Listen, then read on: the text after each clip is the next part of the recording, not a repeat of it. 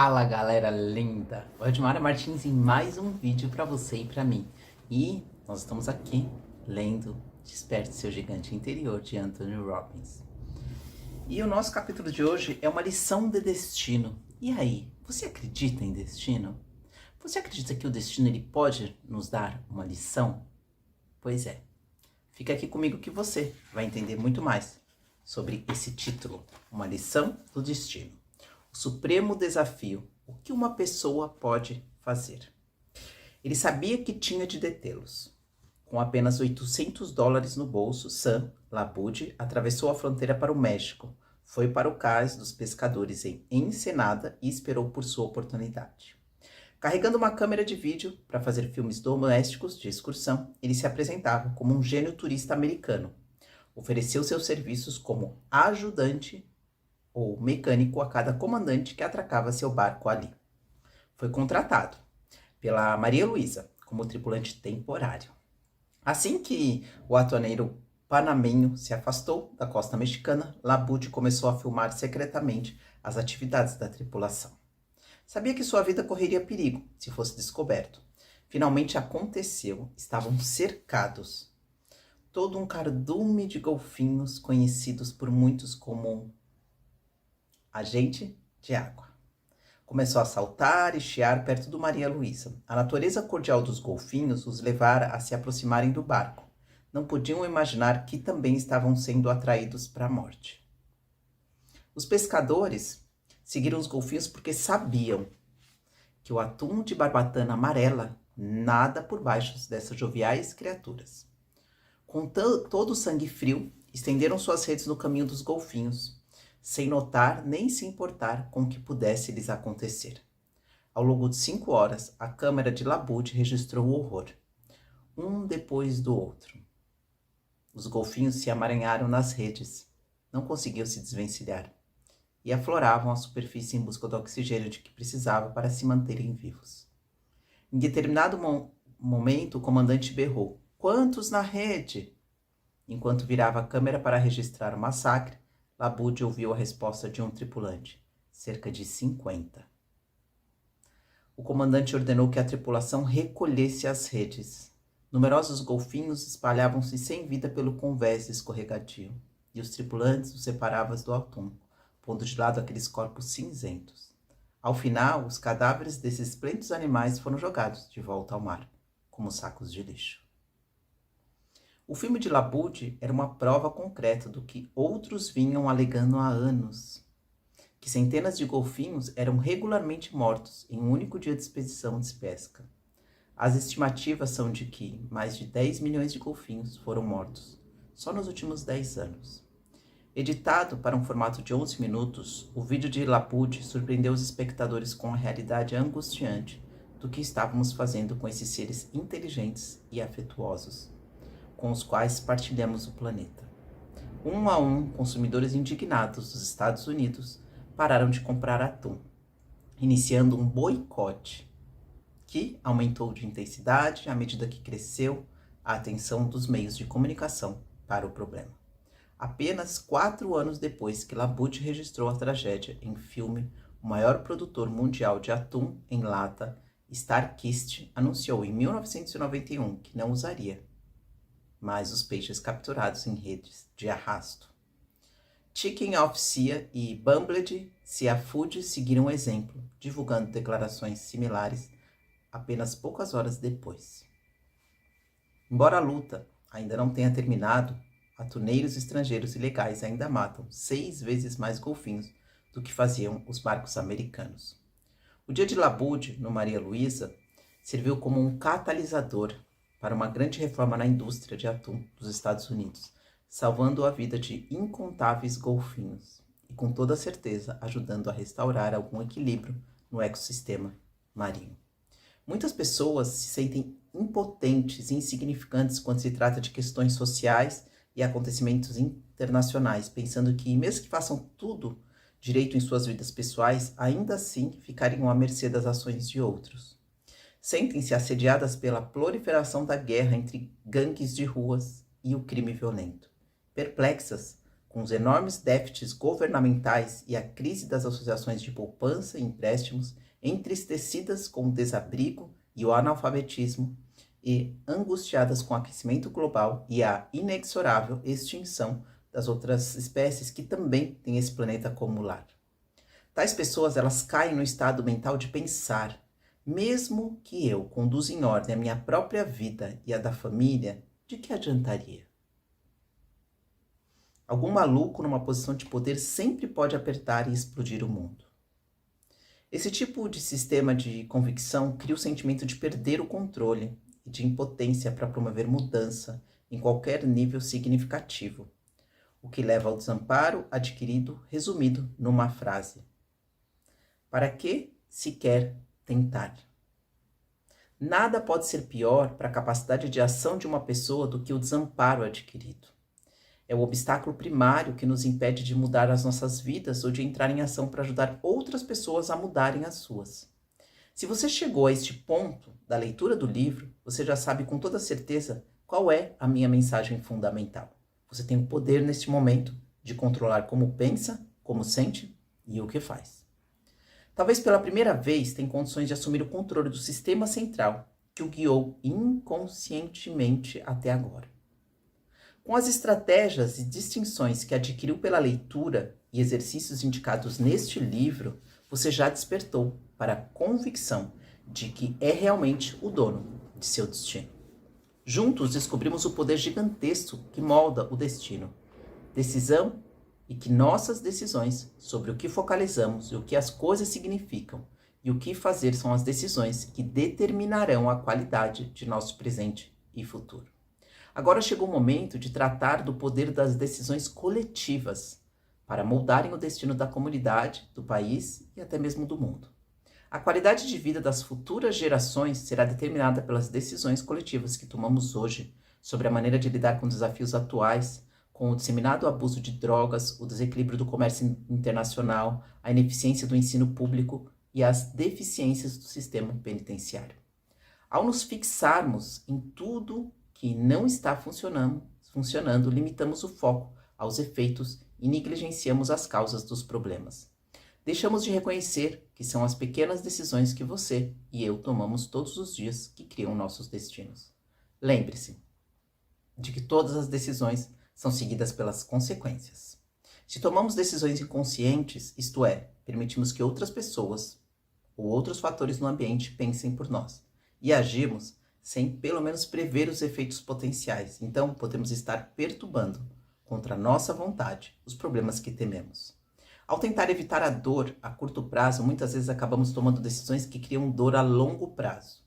E quando descemos pelo rio, dizemos a nós mesmos que os problemas são permanentes e inalteráveis, que são inerentes ao território. E é bem provável que a falsa convicção mais difusa acalentada pela maioria das pessoas seja a falácia de que só um ato sobre-humano teria o poder de provocar uma reviravolta em nossos problemas. Nada pode estar mais longe da verdade. A vida é cumulativa. Os resultados que experimentamos em nossas vidas, quaisquer que sejam, são a acumulação de um punhado de pequenas decisões que tomamos como indivíduos, como uma família, como uma comunidade, como uma sociedade e como uma espécie. O sucesso ou o fracasso de nossas vidas não é geralmente o resultado de um evento cataclísmico.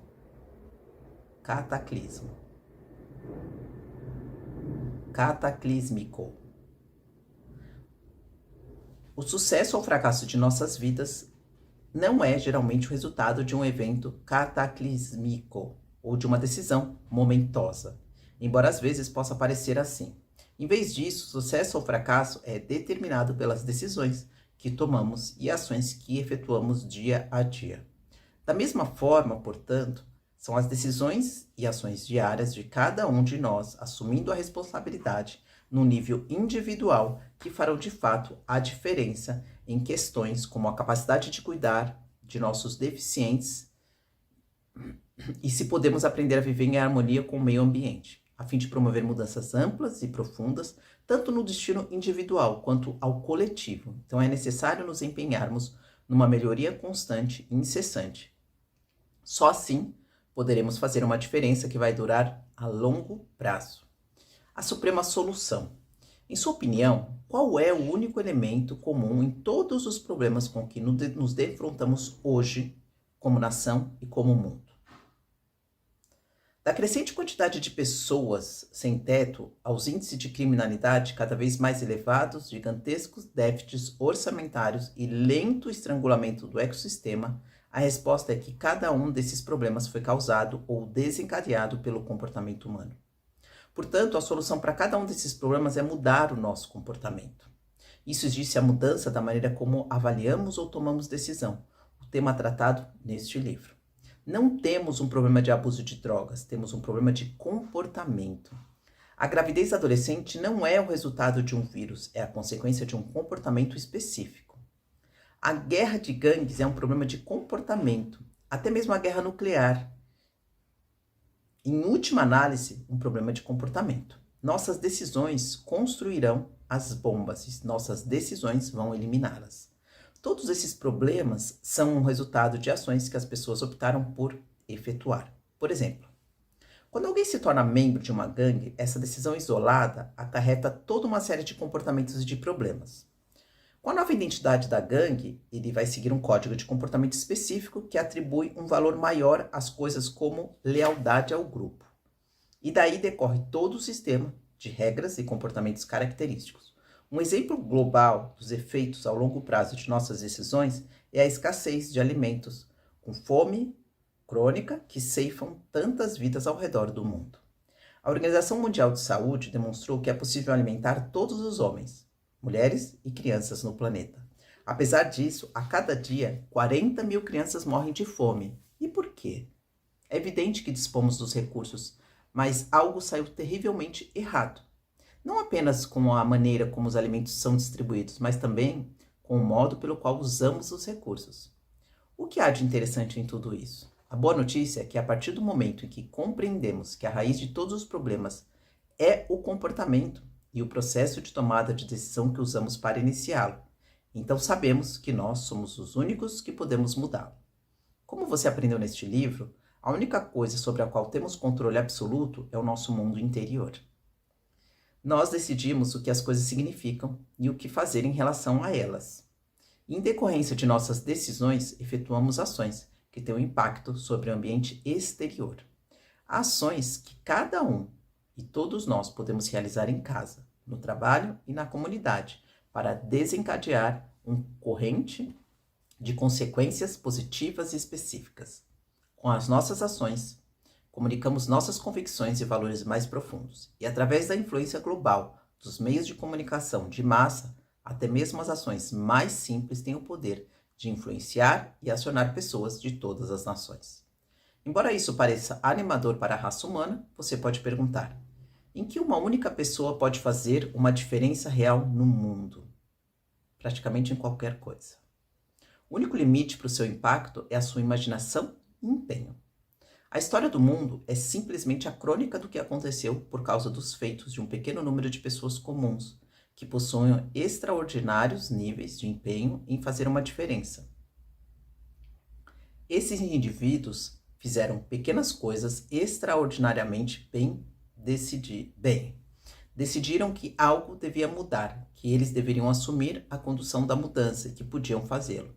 E depois invocaram a coragem de persistir até encontrarem um meio de realizar o que desejavam. Esses são os indivíduos a que chamamos de heróis. Creio que você e eu, todas as pessoas que conhecemos, possuímos a capacidade inata de sermos heróicos, se darmos passos ousados, corajosos e nobres para tornar a vida melhor para os outros, mesmo quando parece ser a curto prazo, à nossa custa. A capacidade de fazer a coisa certa, de ousar, assumir uma posição e fazer uma diferença existe dentro de você neste momento. A questão é a seguinte: quando chegar o momento, você vai se lembrar que é um herói e reagir com altruísmo em apoio dos que precisam? Muitas pessoas querem evitar qualquer insinuação de problema ou desafio, mas superar as dificuldades é a aprovação que forma o caráter. Há quem não descubra sua natureza heróica até surgir uma grande dificuldade ou uma situação que ameaça a vida. E precisam se elevar à altura da ocasião, porque Não há outra opção. Na próxima vez em que se descobrir numa posição angustiante, decida fazer uma diferença nessa situação e efetue uma ação, por menor que possa parecer no momento. Quem sabe que consequências vai desencadear? Identifique-se como herói para que possa agir como tal. Muitos pensam em Madre Teresa e presumem que ela nasceu para o heroísmo. Alegam que ela foi uma mulher excepcionalmente espiritual, que sempre foi diferente por seu empenho e contribuição altruísta aos pobres. Embora seja verdade que se trata de uma mulher de extraordinária coragem e compaixão, também é verdade que Madre Teresa teve momentos cruciais que definiram seu papel como uma das pessoas de maior contribuição em nosso tempo. Contudo, Madre Teresa não começou ajudando os pobres. Na verdade, durante mais de 20 anos, ela ensinou as crianças mais ricas de Calcutá, Índia. Todos os dias, passava pelos cortiços miseráveis que cercavam o bairro próspero em que trabalhava, jamais se arriscando além de sua pequena esfera de influência. Uma noite, ao caminhar pela rua, ela viu uma mulher gritando por socorro. Foi no momento que essa mulher agonizante caiu em seus braços que a vida de Madre Teresa mudou para sempre. Constatando a gravidade do estado da mulher, Madre Teresa levou-a para um hospital, onde lhes disseram que sentasse e esperasse. Sabia que a mulher morreria se não recebesse cuidados imediatos, e por isso levou-a a outro hospital, e outra vez mandaram que esperasse. A casta social da mulher tornava menos importante do que as outras pessoas sendo atendidas. Ao final, em desespero, Madre Teresa levou a mulher para casa. Tarde da noite, ela morreu no conforto dos braços afetuosos de Madre Teresa.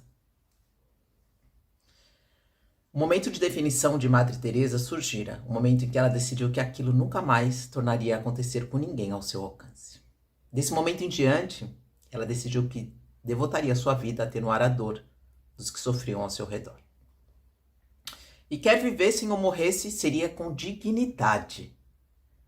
Pessoalmente, faria tudo ao seu alcance para que as pessoas fossem tratadas melhor do que em qualquer outra ocasião de suas vidas, com amor e respeito que todos merecem.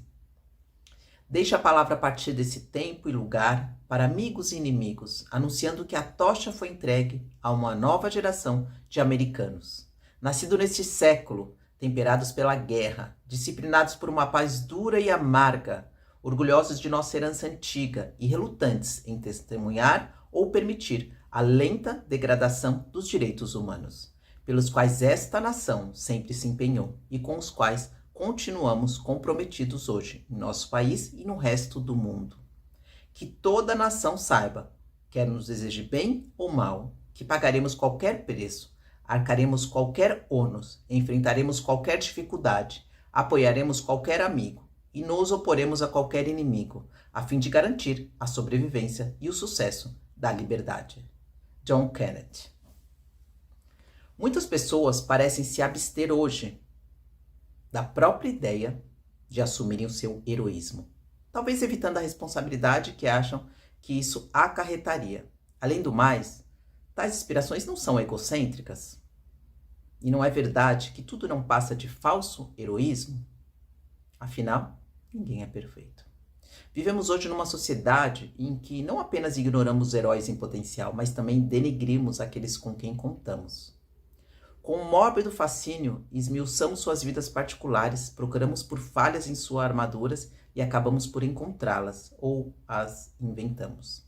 Em cada campanha eleitoral, as pessoas se queixam da qualidade dos candidatos, mas procuram sistematicamente as menores indiscrições no comportamento passado de um candidato, a ponto de até focalizar o fato de que um candidato em potencial ao cargo de ministro do Supremo Tribunal Federal fumou um cigarro de maconha há várias décadas. Se submetêssemos os heróis de nosso passado aos mesmos critérios implacáveis pelos quais julgamos os heróis atuais, não teríamos nenhum herói. Os Kennedy e os Kings teriam dificuldade em resistir à mentalidade sensacionalista de hoje. Parece que temos tanto medo de nos decepcionar que procuramos encontrar alguma coisa errada desde o início, só para não ficarmos desapontados mais tarde. Enquanto partimos do princípio de que todos os heróis têm pés de barro, é claro que devemos então acreditar que há algo errado com todos nós, que ninguém possui o que é preciso para ser um herói, nem é bastante bom. Como eu defino um herói? Um herói é uma pessoa que contribui corajosamente nas circunstâncias mais árduas. Um herói é uma pessoa que age com altruísmo e que exige mais de si mesma do que os outros esperariam. Um herói é alguém que desafia a adversidade e faz com que acreditar ser certo, apesar do medo. Um herói projeta-se além do bom senso dos defensores do status quo. Um herói é alguém que tem como objetivo contribuir, alguém que está disposto a dar um exemplo, alguém que vive pela verdade de suas convicções. Um herói desenvolve estratégias para assegurar seu resultado e persiste até que tudo se torne uma realidade, mudando sua atitude conforme o necessário e compreendendo a importância de pequenas ações sistemáticas. Um herói não é alguém que seja perfeito, porque nenhum de nós é perfeito. Todos cometemos erros, mas isso não invalida as contribuições que fazemos ao longo de nossas vidas. Perfeição não é heroísmo, humanidade é. O desafio dos desabrigados. Sabendo que dentro de cada um de nós existe a centelha do heroísmo, esperando para ser acionada, como podemos enfrentar um problema social gigantesco, como a terrível população de desabrigado dos Estados Unidos. Bem, o primeiro fundamento para mudarmos essa situação é defendermos um padrão mais elevado. Devemos decidir que, como o país mais rico do mundo, não estamos mais dispostos a aceitarmos ter tantos homens, mulheres e crianças jogados na rua, como um refúgio humano. Qual a porcentagem de desabrigado em nossa população? No momento em que escrevo, ainda não foram completamente tabulados os resultados do censo de 1990 sobre os desabrigados. Na verdade, pela própria natureza da situação, as pessoas desabrigadas não têm endereço. É difícil obter dados exatos. As estatísticas mais citadas estimam que há pelo menos 3 milhões de cidadãos americanos sem teto, ou seja, 1 em cada 100 americanos vive nas ruas ou em abrigos para indigentes. O segundo fundamento para tratar esse problema é mudar as nossas convicções. Devemos parar de acreditar que se trata de um mal permanente afligindo o país e que nenhuma pessoa tem condições de realizar qualquer coisa que possa fazer uma diferença. A maneira de se libertar da impotência adquirida é adotar a convicção de que, como indivíduo, você pode fazer uma diferença e que, na verdade, todos os grandes movimentos de reforma foram promovidos por indivíduos empenhados. Outra convicção que devemos mudar é a de que os desabrigados se encontram em sua atual situação porque são mentalmente perturbados. As estatísticas também não podem ser precisas sobre esse aspecto, mas calcula-se que entre 16% e 22% dos desabrigados sofrem alguma forma de doença mental. A fim de ajudar de fato essas pessoas, devemos superar os nossos estereótipos mentais.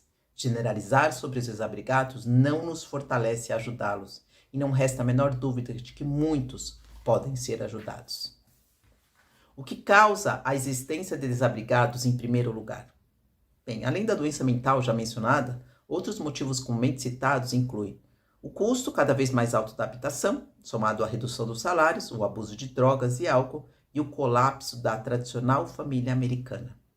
A verdade é que todos esses motivos são legítimos. Contudo, por trás de todos, vamos encontrar sistemas de convicções. Afinal, há muitas pessoas que também sobreviveram à devastação do abuso de drogas e álcool, que perderam suas casas ou não conseguem ganhar o suficiente para pagar um aluguel e que nunca experimentarão uma vida familiar estável. E apesar disso, essas pessoas nunca se tornaram desabrigadas. Qual é a diferença? Tudo se reduz a convicções, valores e identidade básicos de cada indivíduo.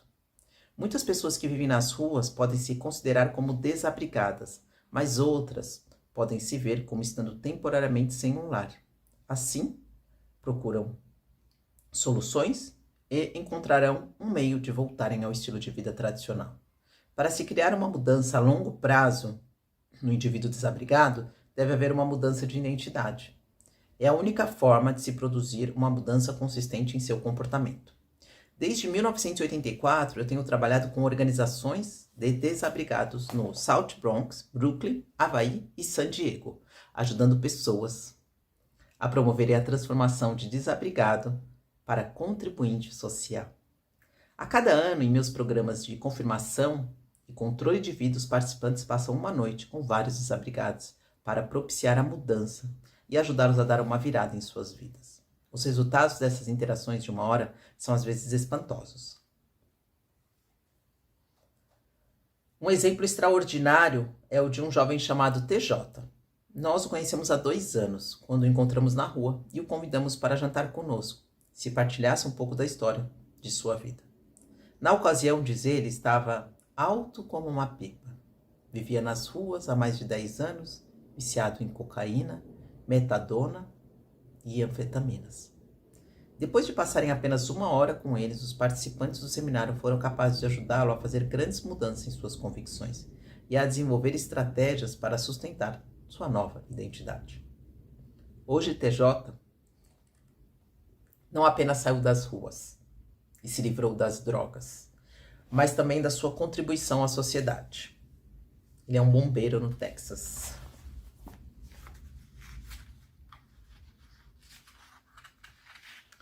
Mais do que isso, nos últimos 2 anos, ele voltou ao nosso programa, a fim de nos ajudar a recrutar outros na mesma situação em que ele se encontrava há tão pouco tempo.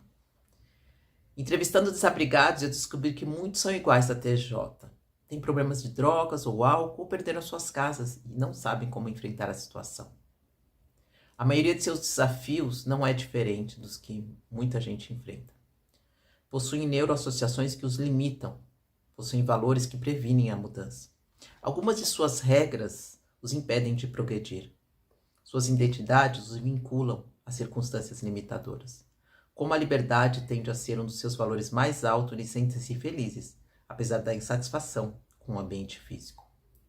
Afinal, eles não precisam obedecer às regras da sociedade e eles evitam as pressões que associam a essas regras. E além disso, eles desenvolveram toda uma comunidade de amigos e muitas vezes se consideraram fortes porque sobreviveram pela astúcia. Também acham que esse tipo de vida fortalece o caráter.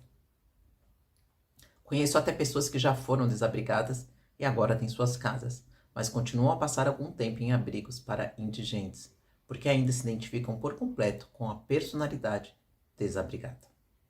Através da amizade e interesse pessoal, você e eu podemos ser a ponte entre a dura realidade do desabrigo e o desafio de responsabilidade exigido pela integração na sociedade. Todos agimos com base no que achamos irresistível. O que aconteceria se você cultivasse amizade com um desabrigado e lhe oferecesse algumas novas experiências de referência, como uma visita a um spa ou a um teatro? Novas referências proporcionam a estrutura para novas convicções e novas identidades. Lembre-se de que pequenos esforços podem fazer uma grande, imensa diferença. Bem, e hoje nós vamos ficando por aqui. Me emocionei com todas essas histórias, em saber que realmente nós podemos ajudar o próximo. Já vou pedir para você que, se fizer sentido, você dá um like, deixa um coraçãozinho para mim, tá bom? Se inscreve no canal e compartilha esse vídeo, né, com esse trecho do livro, com uma pessoa muito especial da sua vida, tá bom? Um beijo, que Deus abençoe e até o próximo vídeo.